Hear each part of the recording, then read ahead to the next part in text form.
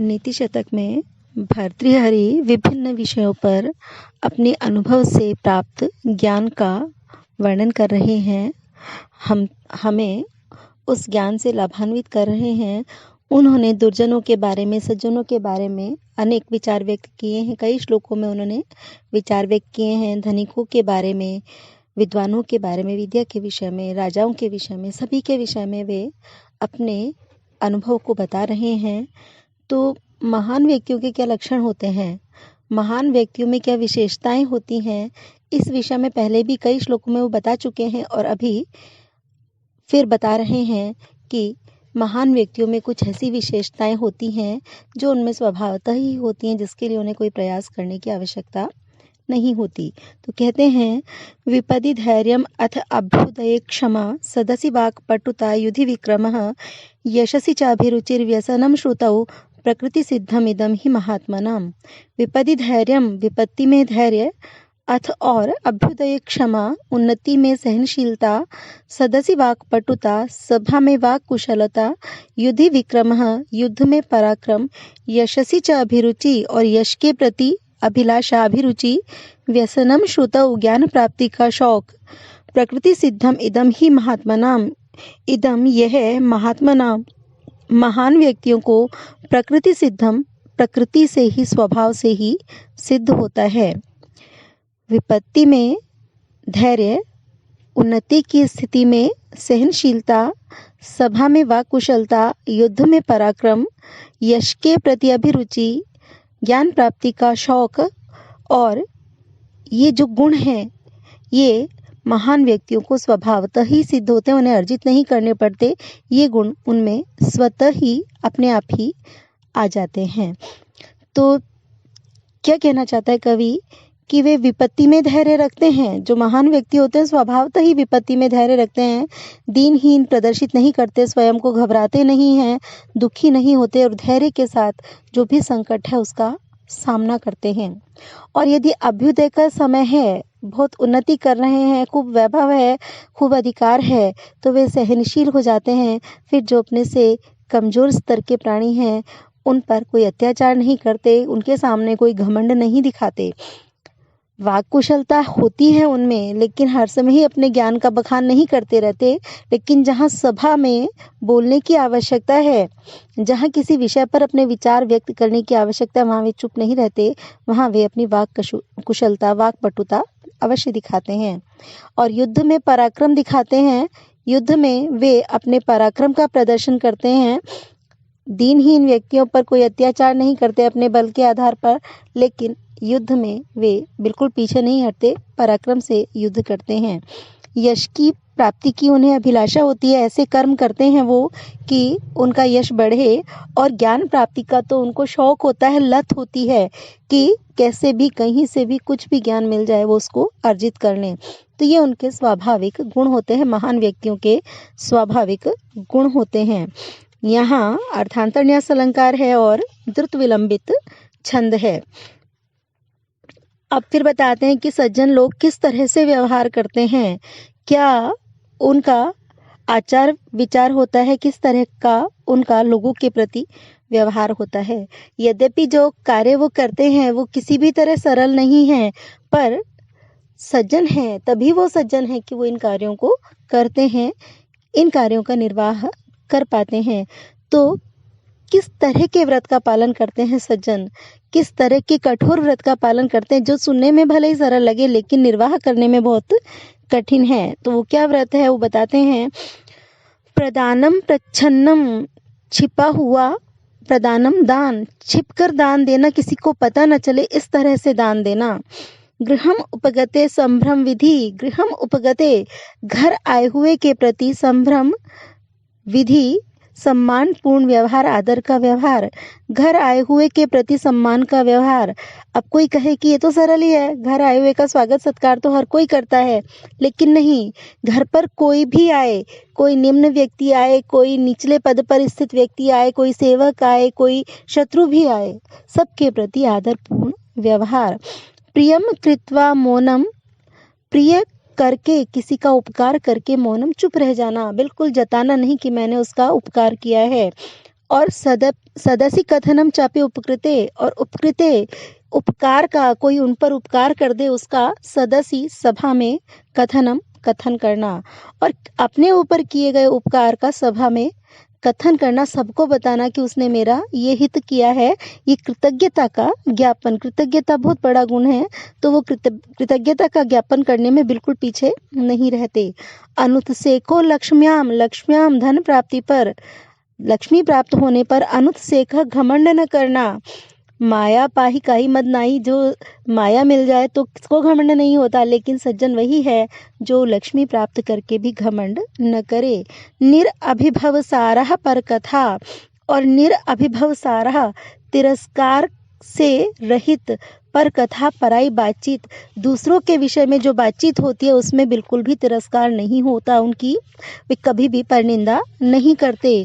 सताम केन उद्दिष्टम विषमम असिधारा व्रतम इदम, सताम सज्जनों को, केन उद्दिष्टम किसके द्वारा, उद्दिष्टम बताया गया, विषमम कठिन, असिधारा व्रतम तलवार की धार पर चलने का व्रत, इदम यह, सज्जनों को यह तलवार की धार पर चलने का व्रत किसके द्वारा निर्दिष्ट किया गया, अर्थात किसी के द्वारा भी नहीं। ये कठिन कार्य करने के लिए उनसे किसने कहा गया, किसी ने भी नहीं, वो स्वतः ही इन सारे कार्यों का आचरण करते हैं, स्वतः ही इन कठिन व्रतों का पालन करते हैं।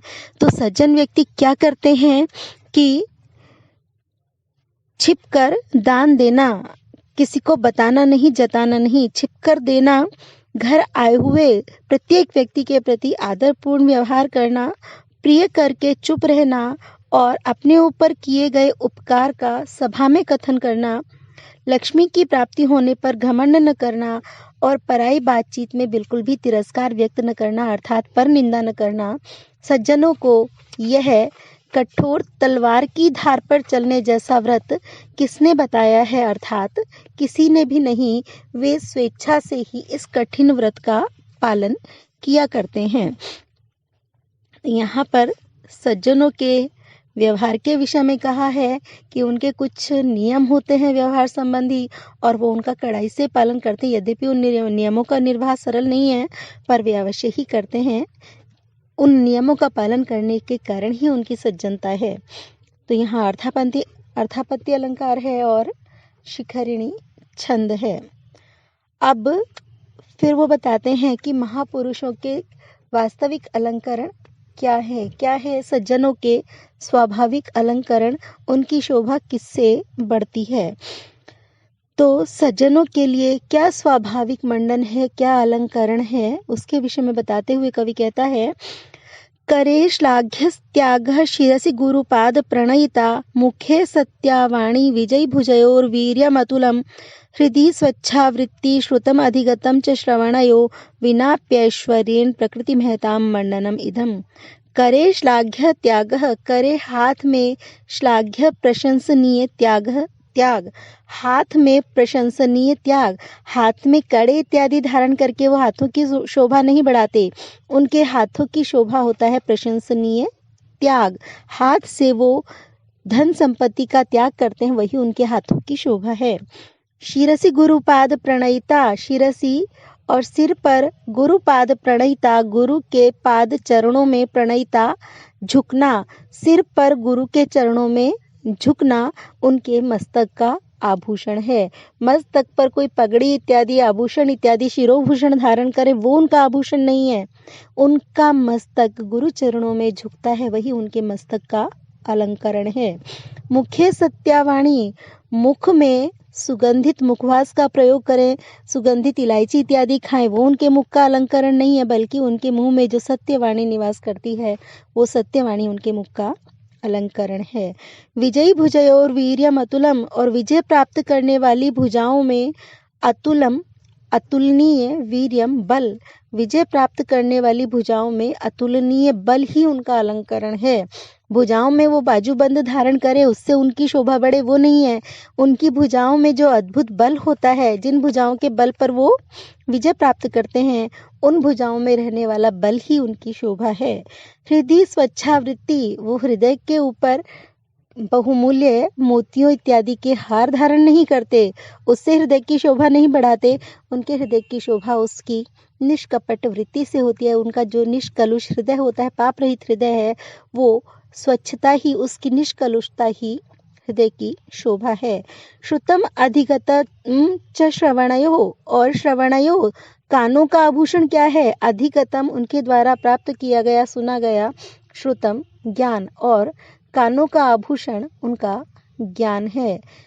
उनके कानों के लिए, कानों में सुनकर धारण किया गया ज्ञान ही आभूषण, और कानों में कुंडल आदि धारण कर उनकी शोभा नहीं बढ़ाते। तो विनापि ऐश्वर्येण, बिना ऐश्वर्य के भी ये जो सारे आभूषण हैं, इनके लिए किसी धन संपत्ति को व्यय करने की आवश्यकता नहीं है। बिना ऐश्वर्य के भी ये प्रकृति महताम मंडनम, महताम महान व्यक्तियों के प्रकृति स्वाभाविक मंडनम अलंकरण होते हैं। ये महान व्यक्तियों के स्वाभाविक अलंकरण हैं, जिसके लिए कुछ धन खर्च करने की जरूरत नहीं है। बिना धन के भी वे इन आभूषणों से सदैव सुशोभित रहते हैं। तो महापुरुषों के लिए क्या अलंकरण है जो बिना धन के भी अलंकरण है? वह है करे श्लाघ्य त्याग, शिरसि गुरुपाद प्रणयिता, मुखे सत्यावाणी, भुजयो विजयी अतुलम वीर्यम, हृदि स्वच्छावृत्ति, श्रवणयो च अधिकतम श्रुतम, इदम प्रकृति महताम ऐश्वर्येण विनापि मंडनम।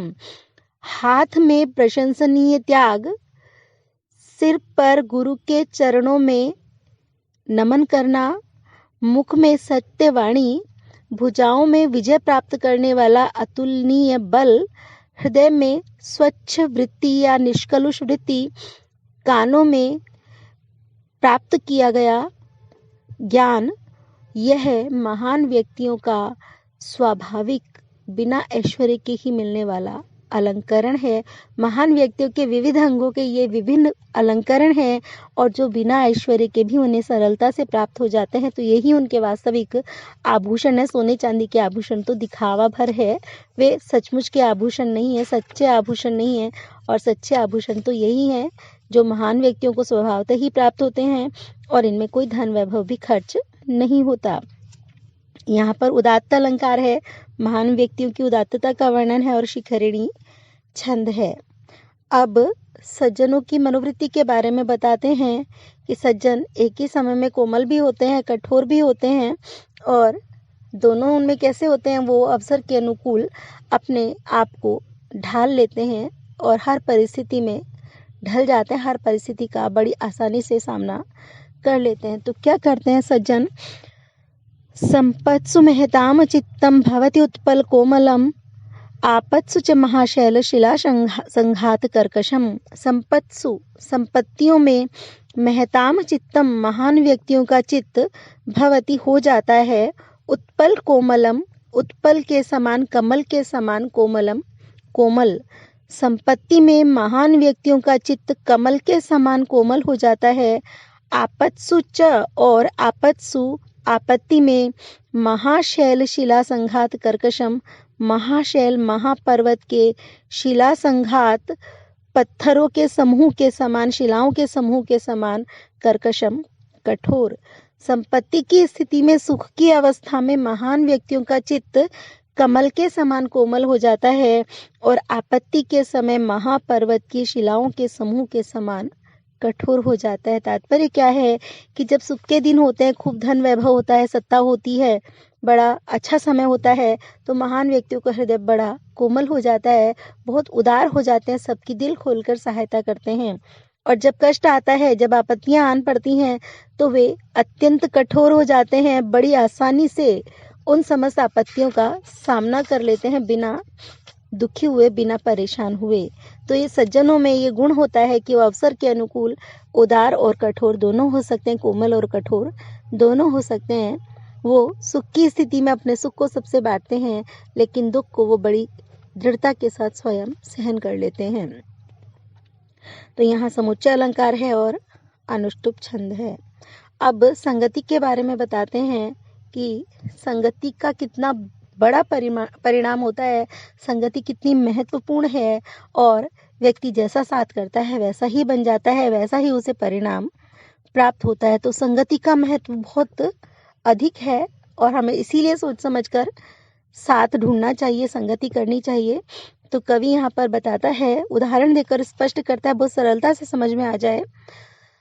संतप्तायसि संस्थितस्य पयसो नामापि न ज्ञायते, मुक्ताकारतया तदेव नलिनीपत्र स्थितं राजते, स्वात्यां सागरशुक्तिमध्यपतितं तन्मौक्तिकं जायते, प्रायेण अधम मध्यम उत्तम गुणः संसर्गतः जायते।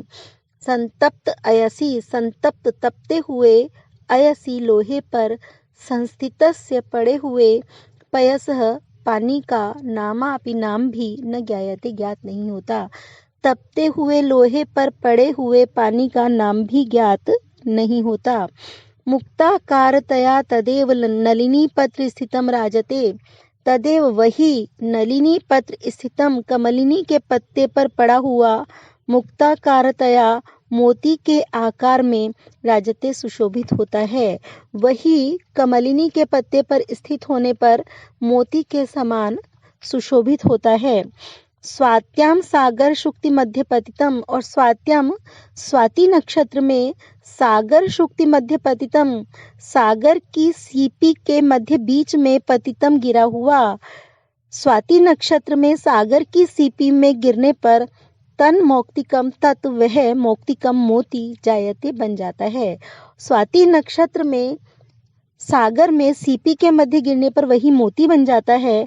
तो प्रायेण अधम मध्यम उत्तम गुण, प्रायेण अक्सर अधम मध्यम और उत्तम गुण संसर्गतः जायते, संसर्ग से संगति से जायते उत्पन्न होते हैं।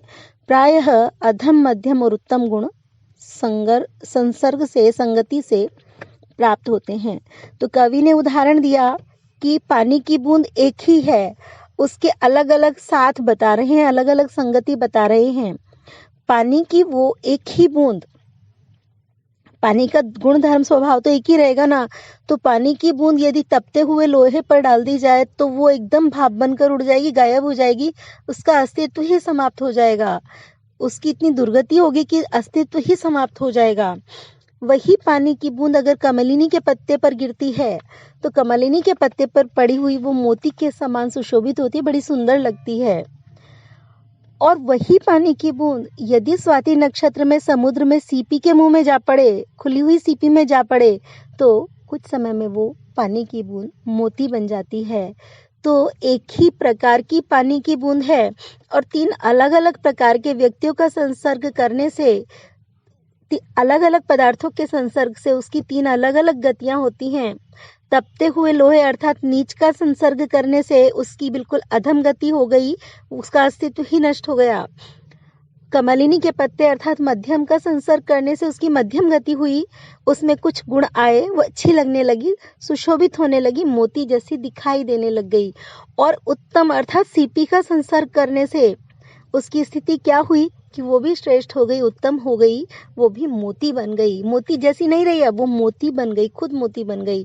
तो संसर्ग से ही अच्छे बुरे मध्यम गुण व्यक्ति में आते हैं। एक ही व्यक्ति होता है लेकिन जैसी उसकी संगति होती है वैसा ही वो बन जाता है। एक ही प्रकार की पानी की बूंद है, वो लोहे के संपर्क में नष्ट हो जाती है, कमलिनी के पत्ते के संपर्क में मोती जैसी विराजित होती है और सीपी के संपर्क में स्वयं मोती बन जाती है। तो ये कवि ने संगति का प्रभाव बताया है, इसलिए हमें सोच समझकर संगति करनी चाहिए। हम जैसा बनना चाहते हैं वैसी ही संगति हमें करनी चाहिए।